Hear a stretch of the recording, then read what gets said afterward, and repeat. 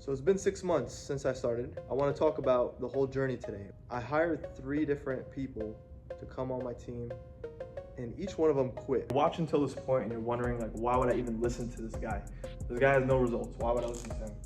One, I've been doing this every day for 6 months, and you learn more from your failures. So I'll explain each reason and you decide if it makes sense for you, whatever you want to do, right? 20% profit. Here's where it gets juicy, okay? 22% margins, 1 trillion market cap, trillion.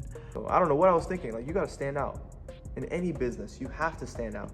You either are the cheapest or you're the most differentiated. That's how you win in business. Cheapest, think of a Walmart. Differentiated, think of an Apple. All right, I haven't done one of these in a while.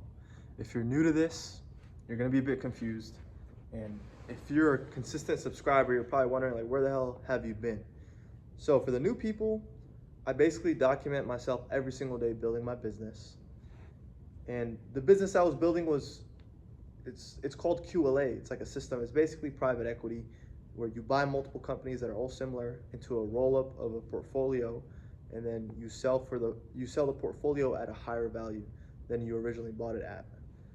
Just to sum it up quickly for you if you are new. And I've been doing this for over 180 days, so 6 months. And I recently didn't post for like 2 weeks, so now you're caught up. Where have I been? What's been going on? And what's the plan? If the title, I'm still kind of determining what it is. It's going to be something like The End, Detour, A Change, or something like that. Change of a plan, etc. If you're wondering where I'm at right now, I'm at like a local campus near my house, and for some reason it's just open. I guess students come here to like study at night and stuff, so I figured it'd be open. I want to be at a place with a whiteboard. I'm going to explain a bit further with what's going on. So it's been 6 months since I started QLA. And man, oh man, did I make so many mistakes. I want to talk about the whole journey today, what's been going on, and what's the plan right now. That's really the main question, isn't it? Basically, since the last video, 2 weeks or so, I hired 3 different people to come on my team, and each one of them quit for various reasons. One said family emergency, or family got in the hospital, and then one of them literally didn't say anything. They just quit. Then the other one, I don't remember. It was something like that. They just quit. So a couple things, right? So if you're new to this, let me kind of explain what was even going on, what the business model is. Basically, we're buying businesses using leverage, using debt, and how do you make money from that? Basically the bank is going to loan you a certain amount of debt in proportion to the profit that the business makes. It's called a DSCR loan, or basically a cash flow lending deal, right? So they're going to lend you based off the cash flow, not off of like a real estate asset, just off the cash flow. So you kind of prove that this business has been consistently making money over the past 3 years, and once you prove that, they lend you a certain amount in proportion to the free cash flow. So we've been looking for deals. We built a board of directors twice. We went for accounting and law firms once each, but I mean, I spent 2 months on that. And I'm trying to make this catchy, but guys, this is gonna be a raw video. Let me just get straight into it. So the past 2 weeks, I hired 3 people. They all quit. And my plan was, because I've seen this work for others, excuse me, straight raw video, like I'm saying. Anyways, my plan was to get these VAs, kind of employees, to help me out with the cold calls, because I have a job, right? And I'm trying to do QLA on the side. And it's super tough for me to try to fit in my schedule the cold calling sessions, because the businesses and the owners of these companies that I want to contact for them to actually sell their company to me, I could only contact them between 9 to 5 p.m. That's when all these businesses are open, and it's literally from Monday till Friday. They're not open on Saturday or Sunday. So that's the only time I could call them. And during those times, I'm working. So a couple things happened. I tried to hire 3 people, they all quit. They all had good American accents, so it was gonna work because I've seen it work for others, yada yada yada. And then my job, some people got let go, and basically I had to work extra, and it made me realize something that somehow I didn't realize before, which is it's my schedule is my bottleneck, which I already knew that, but the part I didn't know is that, man, like I need to just figure out a way to just transition out of the job. Not saying anything bad about the job. Like everyone there knows this. Like I'm very entrepreneurial, right? So I need to find a way to where I could buy back my time. So that way I could focus on QLA more. Because now my schedule is, because the people got let go, I basically work from 9 till 7 every day. So if I'm gonna schedule a meeting, I have to drive back home 30 minutes, 40 minutes. So I get home at like 7:40 quickest, maybe 8 p.m. Who's gonna schedule a meeting with me at 8 p.m.? Like super weird timings. So if there's a will, there's a way. If there's a will, there is a way. You could do it 100%. That's how I think. That's what I believe. Basically, I have to reevaluate everything I did. Really, I really do. And I discovered a lot of interesting ways of looking into different industries. And I discovered that the industry I was pursuing wasn't even the best kind of industry to pursue with the model I'm going for. Basically, you need an industry that has an average of 20% margins, like net margins. You need it to have a large market cap. So an example of a large market cap, like think of, let's say, car detailing, right? Because a lot of people know about that. Or car washes, right? There's only a certain amount of money that gets spent into car washes per year. Think of it as like a pie. Let's say I have $1 million spent in car washes across the whole entire country of the United States in 1 year. So the market cap is $1 million, and the pie is $1 million, right? And if you own in that year, let's say in that year you made 200,000, right? You own about 20% of that market cap, right? You have to think of things very broad in that sense. When you're picking an industry, you have to think of it very broad, right? So a large industry is like, for example, 20 billion plus in market cap. The industry I picked was about 40 to 50 billion, but the margins are extremely low. They're about like 4 to 5% net margins. I noticed that with the deals I saw.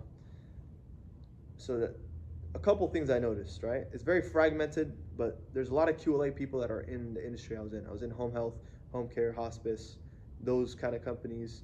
And they all have very low margins. Less than 20% is what I mean by low. Not only that, I had 2 deals that fell apart. Not so because of what I did, it was because I took advice from the board and we gave offers.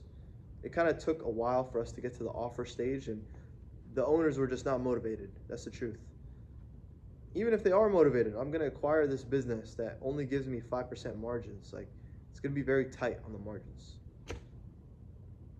We had 2 good deals that fell apart, but going through that process of trying to acquire businesses while trying to make cold calls, while trying to have a job, I couldn't handle all of it. Like maybe my time management skills isn't the best, could improve, whatever the case may be. I think for anyone, it would be tough. I used to spend time in early mornings and then late afternoons or late evenings for me to catch up on work. I scheduled meetings with my board members very late, which is inconvenient. It doesn't work. And within a week, you can only have 2 meetings, and you need to handle all these different details. I couldn't fit it all together, and it just made me realize, like, man, what am I doing trying to pursue QLA while having a job? My main focus should be trying to leave the job first so that I can focus on QLA. And then on top of that, the industry I picked is another big problem. Why did I pick that? You know, because I didn't know how to research industries. If you watch my videos, past videos, you know how to research industries now. And that's what I want to show on the whiteboard, actually. Let me go ahead and show you. Okay, so if you're watching till this point and you're wondering, like, why would I even listen to this guy? This guy has no results. Why would I listen to him? One, I've been doing this every day for 6 months, and you learn more from your failures. So I'll explain each reason, and you decide if it makes sense for you, whatever you want to do, right? But for me, this makes sense to me. So what we need in an industry. Okay, so my camera's inverted, so it's better to just do it like this. So 20% profit minimum. The reason why you need 20% profit is because you're going to be a new operator.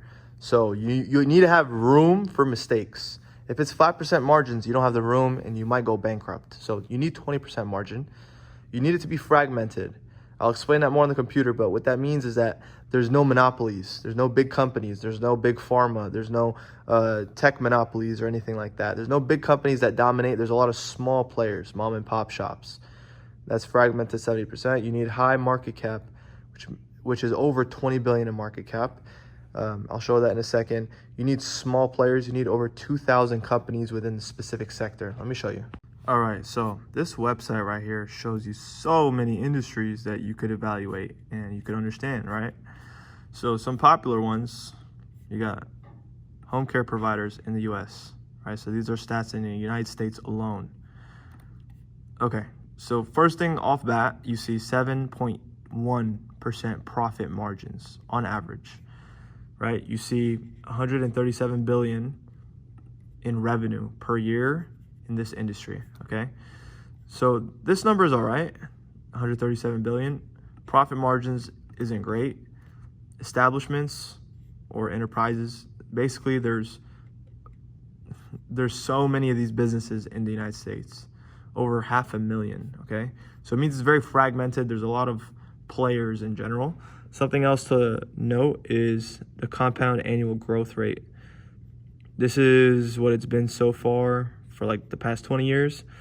And this is what it's going to be over the next couple years. 5% is all right. I mean, it doesn't really matter that much as long as it's not like going super negative. Something else to note right here. So major players, this is what you want to know. How many small players are there and how many big players are there? You don't want to play against monopolies. So others counts as small players. So in this industry specifically, you got 96% of the 137 billion, right? This is the market cap. So 137 billion is this pie right here.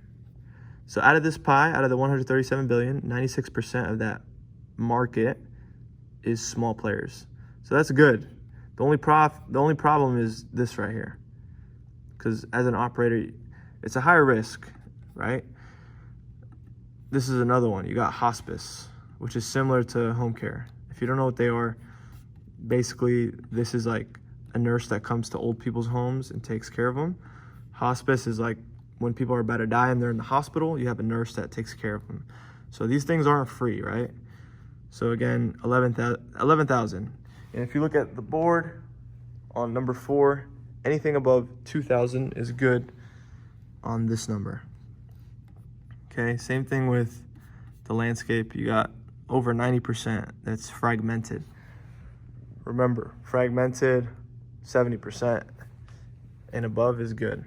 Cool. Same thing with assisted living facilities, 6.9, basically 7% profit. And then another very popular one is funeral homes. They got 15% margins on 19 billion market cap with 27,000 companies. I believe this is in the United States. And the reason why I take this company called IBIS, they're very notable for their stats and their information that they give on industries.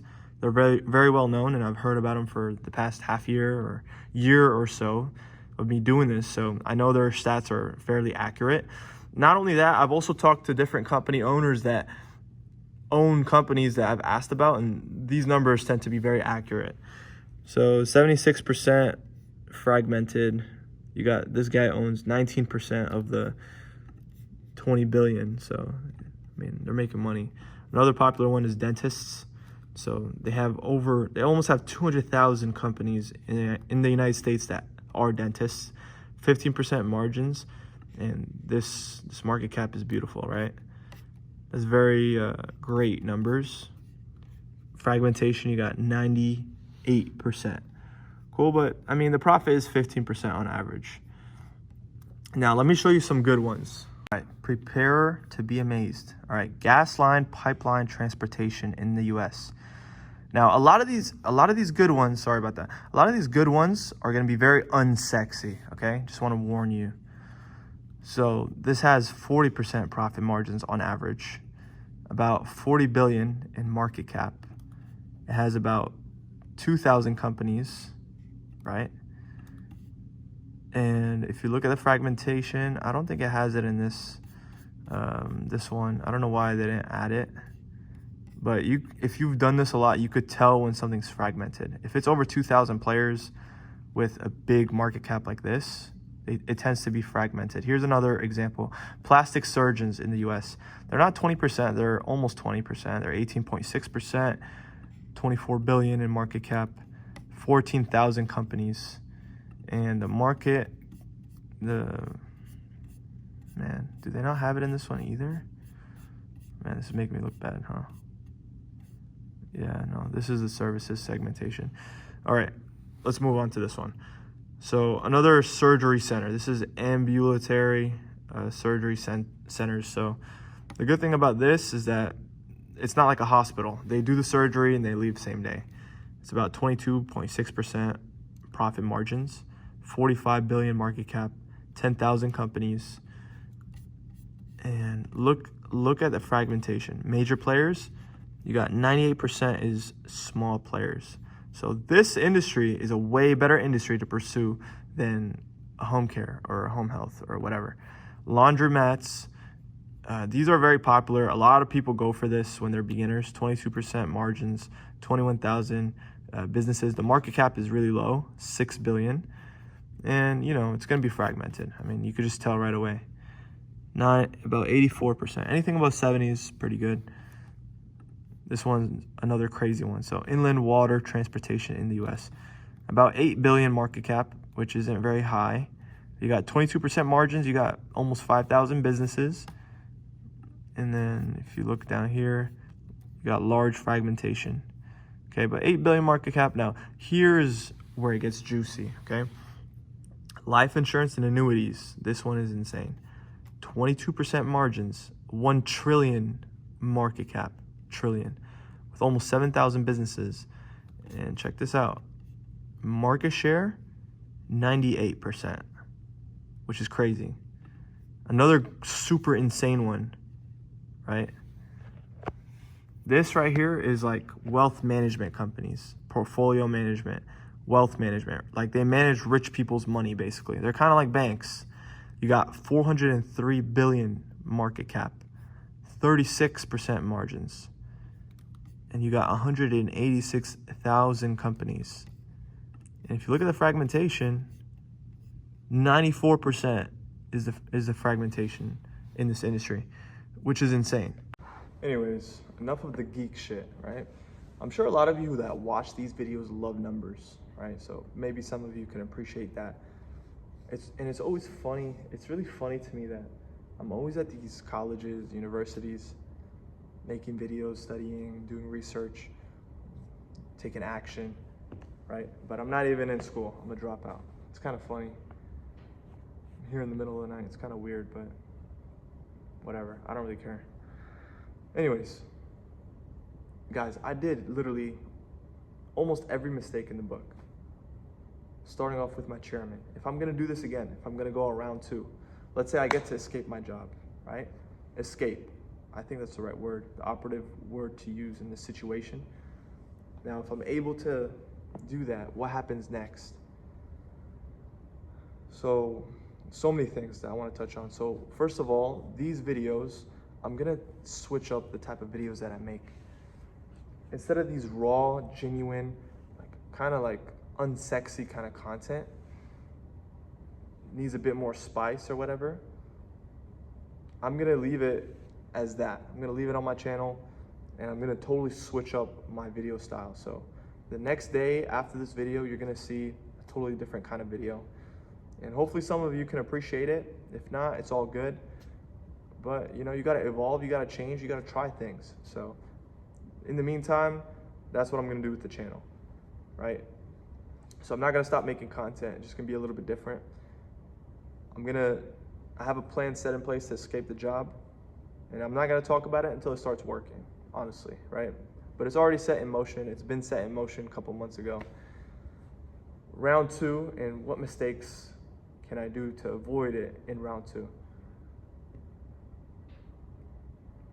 Which is kind of interesting. Like, I think what I'm gonna do is just split these up, like 180.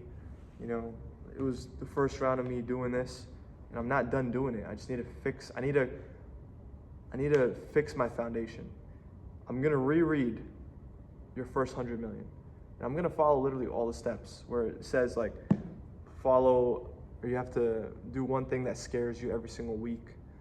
Literally follow like the daily. Or I think it was a weekly task sheet. I'm gonna follow everything, starting from the chairman. Like, I messed up so many things. Starting off with the chairman. If you can get a chairman, if you don't know what a chairman is, I'll explain it in a second. If you could get a chairman that you don't have to explain about, man, that will take you so far. Like, I talked to so many people that were not successful. They did not make, billions, or they didn't make hundreds of millions. They made only a few millions. These people were giving me advice. Like, man, you don't need to give these people so much equity, blah, blah, blah. You don't know them. I heard so much bad advice, honestly. But you know what confuses me is, like, I think it's wrong to take advice. I really think it's not the right thing to do. Like, I heard some people that are successful to say one thing. Some people that are decently successful to say, I'll give you an example, like the chairman. I met this guy, he's done over like 15 acquisitions. He's like, man, you need the chairman, but you don't need the accounting and law firm. You could do it in-house. I met another guy that's like, man, you're full of shit if you think you could do this without an external accounting and law firm to do the numbers, blah, blah, blah. On a business, if you're gonna buy a business, you have to have the right contracts. You need to make sure it's making the right amount of money that it says it does, right? So these are all details that an accounting and a law firm need to do for you, aside from the accountant and lawyer that's on your board. They're two separate things. So I had to learn that the hard way as well. But one person says, man, you need the accounting firm. One person says you don't, right? All in all, if you could get these people to work for you on a success fee, on a deferred fee, whatever alternative fee, there's a million terms for it. If you could get them to work for you on that type of arrangement, then do it. Why not? Honestly, it saves you the headache, and it covers your back against people on your board. So if I'm gonna do this again, how can I condense what I did in 6 months in 1 month? Here's how you do it. You get a chairman that you don't have to explain about, which basically means you get a mentor to join your vision. You give him a equity percentage of your company by joining. He'll give you his name on your board, which will take you very far. Because now you don't have to talk about your experience. You could talk about his experience as a collective, right? Why would he do that? It's a different story. I've talked about this so much, guys. I'm trying to condense it, right? Chairman, you don't have to explain about, right? From there, you get a lawyer, an accountant, and an industry expert. You might get a couple of each position. For sure, you need these 4 type of people. If you get an accountant, you make sure this accountant has connections with accounting firms that are willing to work with you on a success fee. You don't bring him on the board unless he has that kind of connection. Same thing with the lawyer. You don't bring the lawyer on unless they're willing to work on a success fee and they have that kind of connection with someone that either owns an accounting firm or a law firm, or someone that's a partner at an accounting firm or law firm. Unless they're able to give you that kind of connection, don't offer them the spot, honestly. They have to kind of work for it. And that way, you're killing 2 birds with 1 stone. You're building the board while you're getting the accounting and law firm to work with you on a success fee. If you don't know what success fee is, basically, you don't pay up front, you pay after the deal's closed, just to make it simple. And how do you pay when the deal's closed? It's through overfinance. If you don't know what that is, man, you need to do more research. But anyways, from there, I'm gonna warm up the banks. I'm probably gonna get 10 banks that are willing to, work with seller finance, or they're gonna answer the question. I'm gonna call a bunch of banks and I'm gonna get at least 10 that fit the criteria that I'm looking for. From there, I look for a deal, and I have to make sure I'm in the right industry. Because guys, I know there's competition in every single business that you do, but honestly, the whole point of QLA, the whole point of trying to buy a business is that these kind of investments are more low key. There's not as many people trying to go for it, right? If I'm trying to compete with so many people, why don't I just do real estate or something like that? You know, everyone wants to get into real estate. Everyone knows about real estate, but not that many people think about, hey, I want to buy a dentist clinic or I want to buy a surgery center. Not as many people think about that. So I want to make sure when I call these owners, I'm not hearing, yeah, I get a lot of these calls and it was weird. And I was getting a lot of that on home health, which makes sense. You know, Dan Pena talks about it all the time. So I don't know what I was thinking. Like, you got to stand out in any business. You have to stand out. Like, I paid a thumbnail designer, right? And I saw all these listings on Fiverr of like thumbnail designers, thumbnail. And it's just one picture. And one guy had like a slideshow of like before, after. And he stood out amongst everyone else that just had one picture. You have to stand out in business. I ended up going with that guy, right? It makes sense. You either are the cheapest or you're the most differentiated. That's how you win in business. Cheapest, think of a Walmart. Differentiated, think of an Apple. You know, that's how you win in business. You have to either be different, blah, blah. So I have to pick the right industry. So that way when I call these owners, I'm not hearing the BS. And not only that, I'm gonna only target tertiary markets.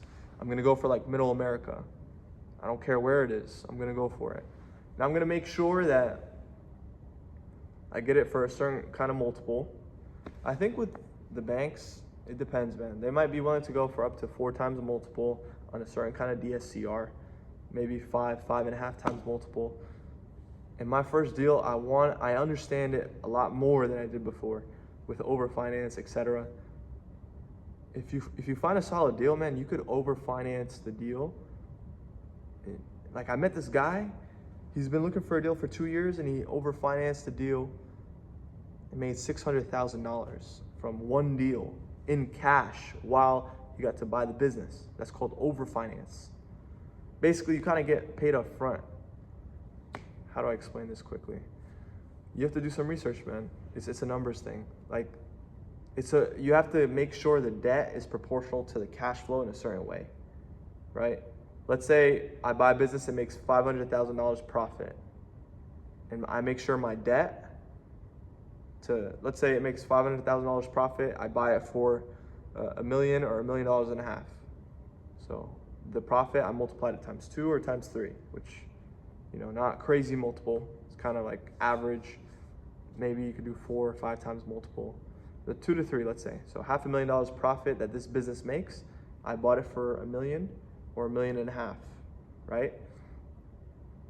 I go to the bank and I see, okay, I want to get this kind of loan, like $1 million or $1.5 million kind of loan. How much is that going to cost me per year? Let's say as an example, it costs me $250,000 a year. I'm going to get a loan that equates to $250K a year, right? And I find that purchase price to hit that type of loan. And now I bought a business that makes $500,000 with $250,000 or $500,000 profit versus $250,000 in debt. So the debt is covered by 2 times. So DSCR, think of it as 200%, okay? Or two times. Okay, so you're with me. Now, if I present this to the bank might want to give loans only between a 1.25% DSCR to 1.75% DSCR. So if it's over that, right? If it's over that, that's good for me. Like, okay, I have a lot of room, right? But the bank doesn't like that. The bank wants to give me more money than I even asked for. So let's say the proportion is great. Like, I have a bunch of room. I'm gonna get that loan and I'm gonna give it to the seller, right? I'm gonna be able to buy this business. But now, even after I paid off the owner, I have this extra room in the proportion, which gets paid out to me by the bank and gets put into the loan. So now, instead of it being $250,000 loan, it might be $350,000 or whatever the proportion is, right? the loan is higher, but you get a percentage of it, of the total purchase price up front. And that's how you're able to pay for the accounting firms and law firms and pay the board and then even pay yourself and then keep a little bit for the business in case you need cash flow. On top of the cash flow that it's already bringing in, which is crazy. You get overfinance, you can get line of credit. It's crazy world. You probably don't know about this. You have to do research. Don't take my word for it. Do your own research. I met a guy, he did $600,000 in overfinance. One guy did $2 million in overfinance within 30 days. It's crazy world, guys.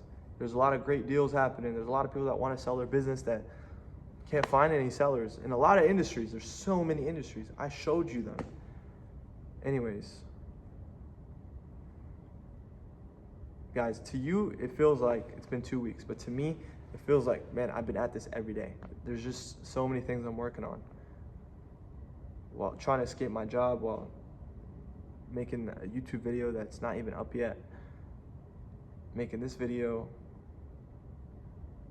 my job, and then trying to figure out QLA stuff with personal life stuff. So the one thing that, if I was to do this again, that I've thought about so many times, I don't think I'm able to do it, is the factor of, like, if you want to change the quickest, the easiest way to change is to change your environment. Like, just change your phone number and skip town, go to a new place. Easiest way to change. That's what I've heard. I don't necessarily want to be that extreme, because, you know, a lot of people in a lot of situations, their family holds them back. And I want to say in my situation, my family actually is very supportive of me, which is hasn't always been the case. Some of my family members aren't the best, and some are great. So they're really a backbone for me.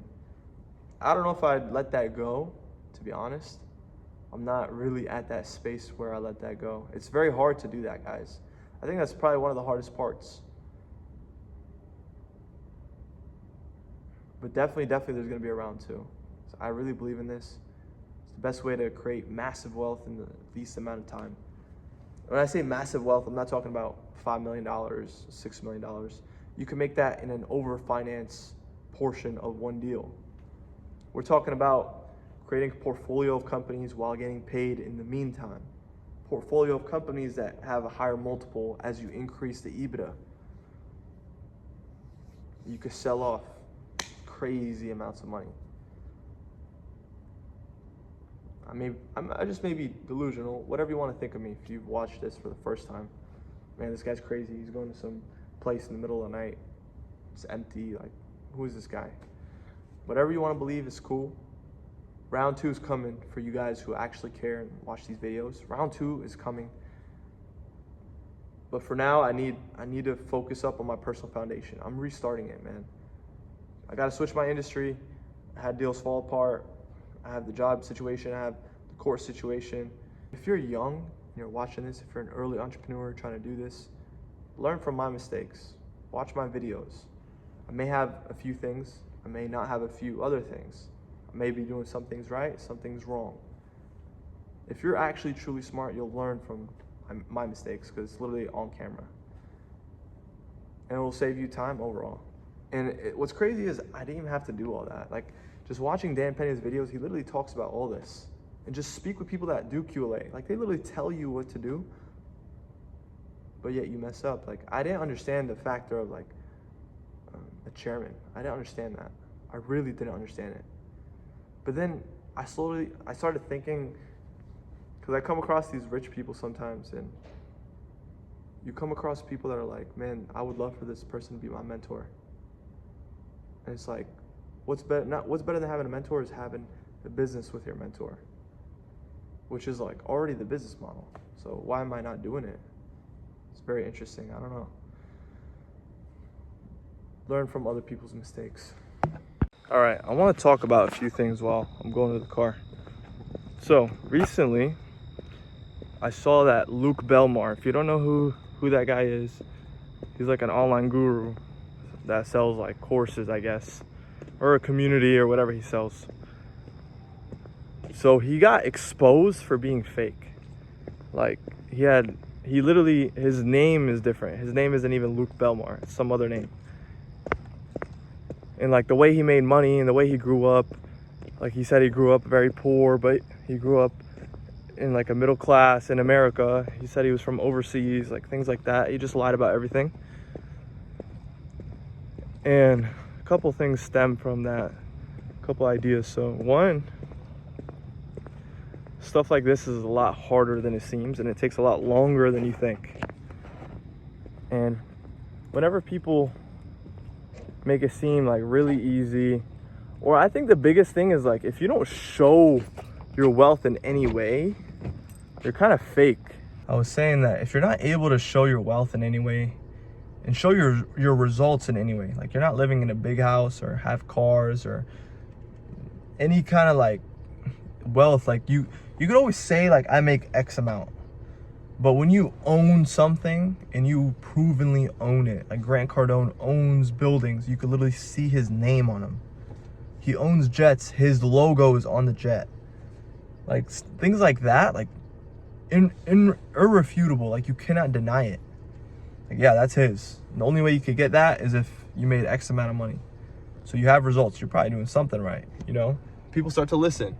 But if you're like a Luke Belmar, like he doesn't own any like fancy stuff, he's like a minimalist, and he talks about doing a handstand and the way he dresses, and talks about drinking like certain kind of water, as if like that really helps you in any way. Like that's not taking action. Like that's a bunch of BS. It's a bunch of BS, man. You're not taking real action.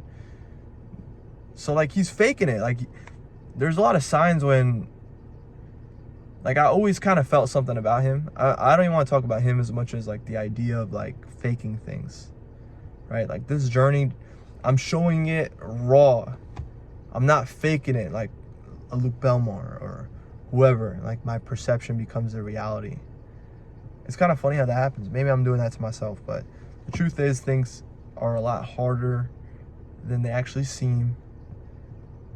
There's a lot more steps into it than you actually think. And maybe someone who did it quick had a whole backstory behind that you didn't know. And if they're brand new to something and they win right away, they're going to lose it just as fast, and they're going to have to go through the hard phase as well. They're just going to go through success in the beginning. Everyone has to go through that. It's pretty standard. And all these people that expect you to be millionaires at a young age, 20 years old, millionaire, it's all fake, man. Like a lot of it is fake. Luke Belmar's proof. And I think one of the biggest factors to succeeding, though, the quickest, I'd say, is focus. And I think focus is a luxury. Like some people are in the position to where they're able to focus on what they actually want to focus on.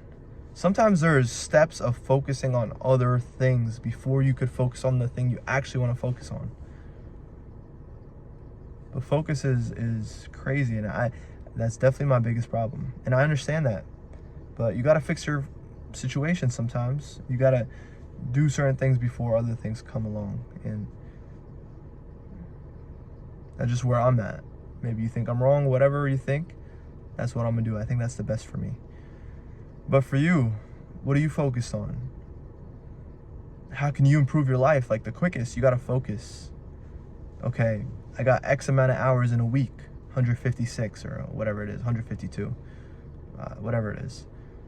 Where's all those hours going? How many of those hours am I sleeping? How many of those hours am I commuting? How many of those hours am I eating? How many of those hours am I working versus actually working, which means like on your business or whatever you want to do? And do you want to be a slave for the rest of your life? Like literally a slave. Like during like Andrew Carnegie's time, they literally, like employees didn't have any rights. They were literally slaves that got paid. They were just the same thing. Like even slaves, you used to have to pay for their food and their house and their clothes. You'd pay that for the slaves. But instead, Andrew Carnegie, like he's hiring these people and he's giving them just enough to where they're paying for their own food and their own clothes and their own house, whatever. Andrew Carnegie literally, if you don't know who he is, he's one of the richest Americans of all time. But he literally used to spend more money on security to protect himself from his employees that hated him. He spent more money on the security than the wages he spent to these people that hated him. Like logic, like if you just had logic, you'd think like, man, I'm gonna instead of spending the money on security against the people that hate me, I'm just gonna give the people that hate me a little bit more money, and then I don't have to spend the money on security, and, you know, my life would be easier. But no, like, literally they had no rights, and that's the default version of it. That's the reality. Like, how much do I have to pay to own you, basically, is the real question. Which is crazy. Like, how long you want to live like that? Me? It just bothers me.